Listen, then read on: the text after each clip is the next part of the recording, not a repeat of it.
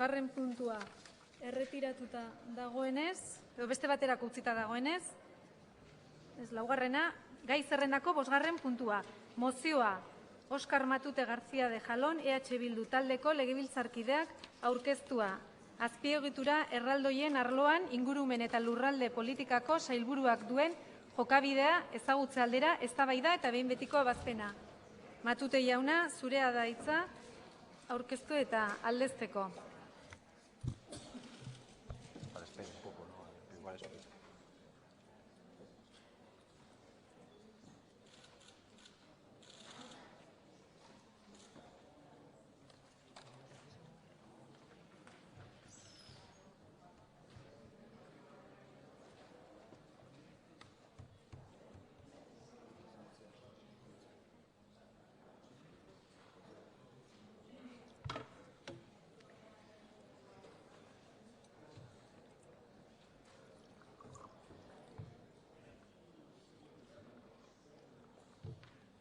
Eskerrik asko, presidente Anderea, sailburuak, legebiltzarkideok, eguerdi on. Berriro ere ekarri nahi izan dugu legebiltzarrera abiadura handiko trenaren zentzua, beharra eta bideragarritasunaren inguruko eztabaida. Eta ekarri dugu hasieratik irtenbiderik eman ez zaion eztabaida soziala delako, denak barde bilduko gaituen ikuspegitik behintzat. Eta ekarri dugu berriro ere agerian jartzeko ingurumenean txikizio eragiten duela, ez duela inolako rentagarritasun sozialik ez da ekonomikorik ere. Nekez, aterako zaio rentagarritasun ekonomikorik inondik ere ez aurreikusi zituztenak, beste garai batzuei dagozkien kalkuluak direlako, ez orain eta ez gero itzuliko ez direnak. Decía que volvemos a traer este debate que desde nuestro punto de vista es un debate que obedece a tiempos pasados y a proyectos fracasados.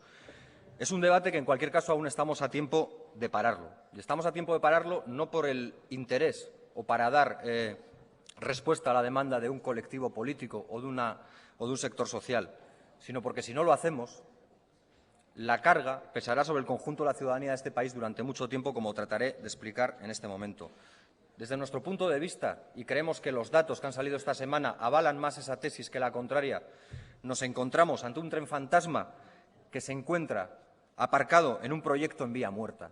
Esa es la triste realidad del proyecto y, por desgracia, todavía hoy en esta institución, en esta sociedad, quien decide apostarlo todo, absolutamente todo, a un proyecto que tiene serias dificultades para ser viable, siquiera desde la perspectiva de quienes lo concibieron o diseñaron. A lo largo de esta legislatura, el Lehendakari en numerosas ocasiones ha retirado una frase que probablemente no haya acuñado él, pero que a la que él ha dado una difusión máxima. Y es: lo primero son las personas. Esa es la frase con la que de manera reiterada aparece el Lehendakari señalando sus propias intervenciones. Y nosotros nos planteamos, si las personas son lo primero, ¿por qué el dinero se invierte en el cemento en lugar de en las personas? Si las personas son lo primero, ¿por qué no paramos el TAP? ¿Y por qué no, ante esta situación de crisis sistémica en la que vivimos, decidimos reinvertir el escaso dinero del que disponemos en responder a las necesidades reales, esas sí, que tienen nuestros ciudadanos y ciudadanas?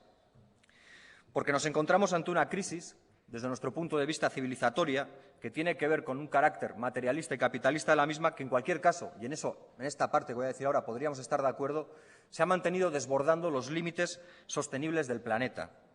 Y ahí es donde tenemos que elegir, y es donde este proyecto nos interroga a todos y a todas, nos interpela a todos y a todas para que elijamos.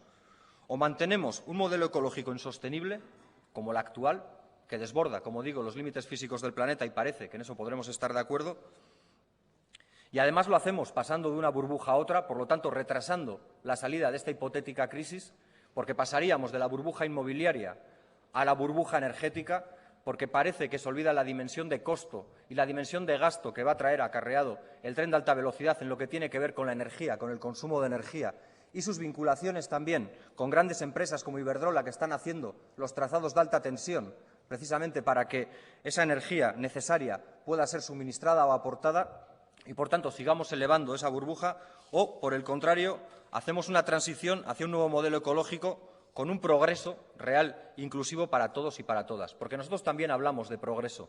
Hablamos tanto de progreso que nos resistimos a pensar que el progreso, en términos de viabilidad del TAF, tenga que pasar por encima del progreso en la dignidad de nuestros ciudadanos y ciudadanas. Porque en esta Cámara, en este país, se ha dicho en más de una ocasión y se ha certificado que el desarrollo sostenible en la comunidad autónoma del País Vasco sigue sin lograrse. No voy a imputar responsabilidades, pero es cierto que no conseguimos lograr los límites de sostenibilidad que nos marcábamos hace 2 décadas, que nos marcábamos hace 1 década. No lo hemos logrado por diferentes factores y en eso creo yo que podremos estar de acuerdo, porque no estar de acuerdo con esta aseveración sería casi no estar de acuerdo con ninguno de los consejeros que en algún momento u otro han venido a determinar que es cierto, que no conseguimos lograr ese modelo de desarrollo sostenible en tanto en cuanto todavía arrastramos herencias del pasado. Pero si estamos de acuerdo en esto, si estamos de acuerdo en que no hemos conseguido lograr esa sostenibilidad necesaria, deberíamos estar de acuerdo en apostar por un nuevo modelo de movilidad sostenible. Y, sin embargo, ahí entra de lleno el TAP.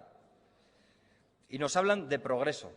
Y muchas veces cuando nos hablan de progreso nos hacen mirar a Europa del Norte. Nos dicen que ese es el modelo, que esa es la referencia.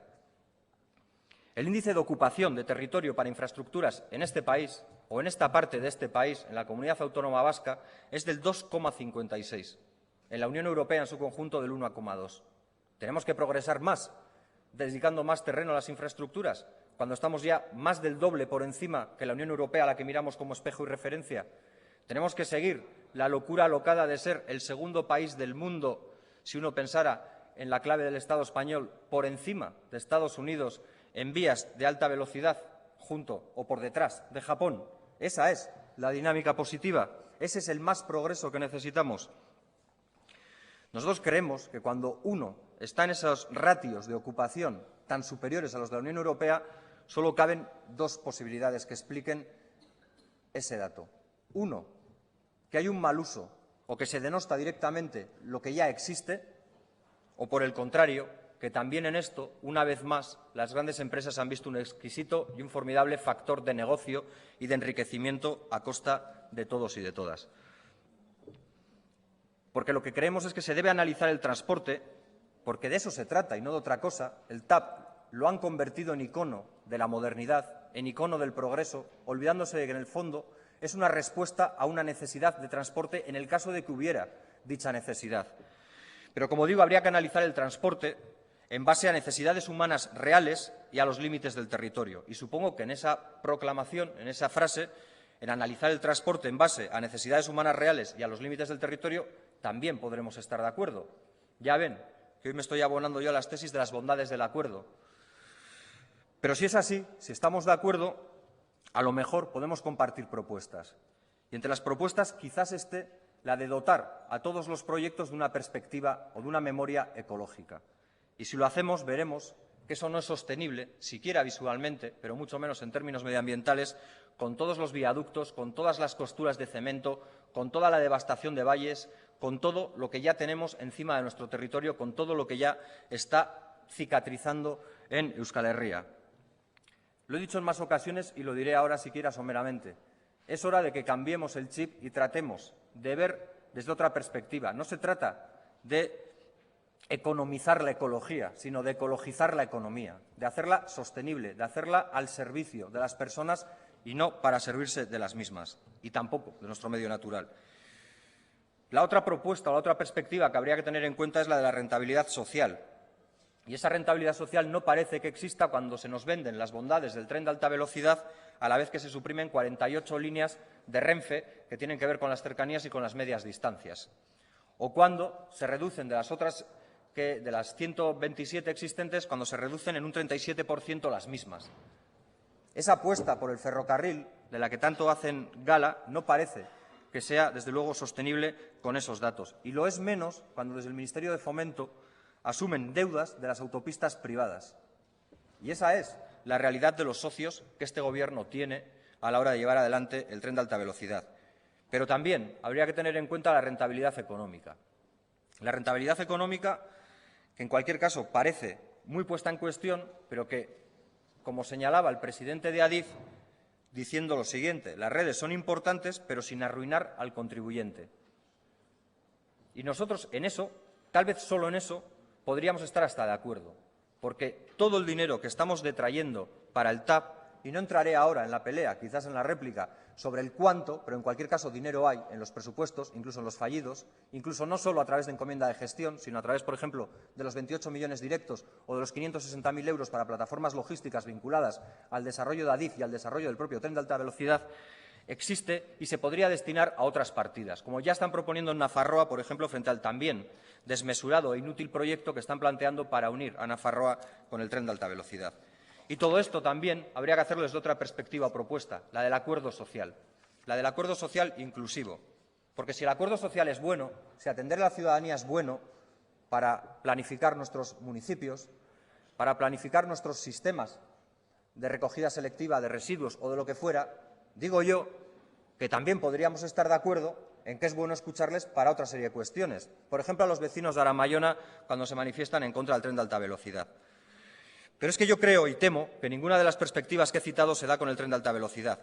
Y a día de hoy, y puesta muy en duda la viabilidad económica, no por nosotros, que la hemos puesto siempre en duda, sino por diferentes medios de comunicación y por la propia acción del Gobierno central, a uno no le cabe más que plantearse si ese tren de alta velocidad que ustedes plantean y sostienen y mantienen, y así hemos visto en la enmienda transaccional firmada, no será sino la mejor plataforma para trasladar ciudadanos y ciudadanas vascas a ese hipotético milagro del empleo llamado Eurovegas. No sabemos cómo van a plantear ustedes la irresoluble incógnita que se plantea cuando la Y vasca esté finalizada, pero se encuentren con que una vez que lleguen a Vitoria no haya tramos ferroviarios para llegar hasta Burgos y de Burgos a Madrid. Por lo tanto, haremos un tranvía magnífico, un tranvía espectacular que no nos conectará más que entre nosotros, rompiendo así una de sus lógicas de la interglobalidad y la interdependencia que nos iba a conectar y nos iba a abrir las puertas del mundo. Por cierto, pensado en una reflexión sobre un modelo de país que cada vez más se viene abajo por consecuencia de esta crisis sistémica, en tanto en cuanto atendía a unos modelos de industrialización y de exportación que difícilmente hoy se pueden ver como sostenibles o como capaces de mantener a futuro. Me gustaría que me explicaran y que me dijeran, se lo he dicho en más de una interpelación, lo vuelvo a hacer hoy, que se atrevan a dar fecha a los ciudadanos y ciudadanas de este país sobre cuándo creen que va a poder estar operativo el tren de alta velocidad. Que lo digan. ¿2018? ¿2020? ¿2025? Pero ojo, sin hacernos trampas. Ese tren de alta velocidad que ustedes decían que nos iba a conectar con Madrid y con París en muchísimo menos tiempo y que iba a ser las delicias de los ciudadanos y de los viajeros y también la garantía que iba a desatascar nuestras carreteras de mercancías, obviando que ningún tren de alta velocidad porta mercancías, por algo será, y obviando también que portar mercancías supondría un desgaste de vía que haría encarecer el mantenimiento de la propia infraestructura en kilómetro y año. Obviando todo eso, nos gustaría que nos dijeran cómo, si va a haber un boquete entre Burgos y Vitoria porque no piensan iniciar las obras hasta que no se terminen las de aquí y los retrasos son más que evidentes, van a conseguir conectarnos. Porque si son capaces de hacer eso, probablemente su lugar no esté ni en este Parlamento ni en el Gobierno, sino que esté en el lugar de los magos. Y nos hablan de la rentabilidad económica y nos lo dicen las mismas personas que salen en prensa criticando que el Gobierno de España ha bajado un 40% el presupuesto para este proyecto, que ha exigido que en los tramos que están bajo su tutela directa y efectiva se reduzca la actividad a un 15% para poder así pagar dichas obras. Se nos dice además todo eso a la vez que se nos señala que hay incumplimientos en los plazos más que evidentes. Por ejemplo, en el de Durango a Amorebieta, que se encuentra al 50% de la finalización cuando debería haber estado culminado en el 2011. O en el de Elorrio a Txondo, que tendría que estar desarrollado al menos en un 50-60% más bien. Luego ya vendría lo que son las características técnicas de electrificación y demás, y se encuentra en un 5%. Si los tramos que estaban estimados de terminar para el 2013, 2012 y 2011, 2010 incluso, aún no han terminado, ¿qué garantías tienen los ciudadanos de tener una fecha real para poder ver en sus localidades, en sus ciudades, al menos siquiera pasar, porque parar lo hará en casi ninguna, el tren de alta velocidad? Hay quien señala a este proyecto, y no lo decimos nosotros, lo dice un periódico bastante partidario del tren de alta velocidad a lo largo de los tiempos, como el fruto de una lectura de desarrollismo enfermizo. Y nos gustaría también que hoy aquí se hable de qué va a pasar con los sobrecostes por los retrasos. ¿Quién los va a pagar? Me temo que los ciudadanos y las ciudadanas vascas. Evidentemente estos no vienen estimados, pero harán que la obra se encarezca considerablemente. Y nos gustaría también que nos dijeran cómo van a hacer para animar a la gente a que coja el tren de alta velocidad. Si van a hacerlo a través de una inyección de dinero público para abaratar el coste de los billetes, como ya se ha hecho en otros lugares, como se ha hecho en Valladolid, para que vayan de Valladolid a Madrid, como se hizo incluso entre enero y junio del 2011 en el tramo Toledo-Cuenca-Albacete. Y digo entre enero y junio porque lo cerraron después de 6 meses, viendo que el transporte de pasajeros equivalía a 16 pasajeros al día. Esa es la viabilidad social, esa es la viabilidad económica del tren de alta velocidad. Pero me quedo con las palabras que ese mismo periódico, el lunes o el domingo, no recuerdo exactamente, de esta semana, señalaba cuando hablaba del actual estado del tren de alta velocidad.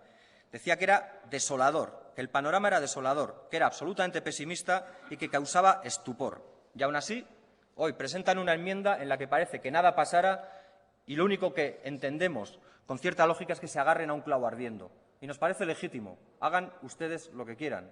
El problema es cuando lo que ustedes hacen lo pagamos todos y todas. Horregatik, gure hauteskunde programan esaten genuen moduan, garraio azpiegiturak Euskal Herritarrek dituzten benetako mugikortasun premien arabera egokitu behar dira. Hau da, EAEko eskualdeak kohesionatzen dituzten garraio azpiegiturak lehenetsi behar dira. Aldi berean, ingurumen eraginak gutxitu behar dira. Adibidez, natura habitaten zatiketa eta isolamendua eta ekosistemen degradazioa. Horri horrela, abiadura handiko trenaren lanak berehala gelditzea proposatzen dugu. Gizartean horren premia estrategikoari buruz hausnarketa sakona egin ahal izateko. Garraiobidearen kostu totala ekonomikoari, gizarteari eta ingurumenari eragingo diona kontuan hartuta. Horrela, gizarteak parte hartzeko prozesu bat zabalduko da. Besterik ez, mila esker. Eskerrik asko, Matute jauna. Zuzenketak aurkeztu dituzten taldeen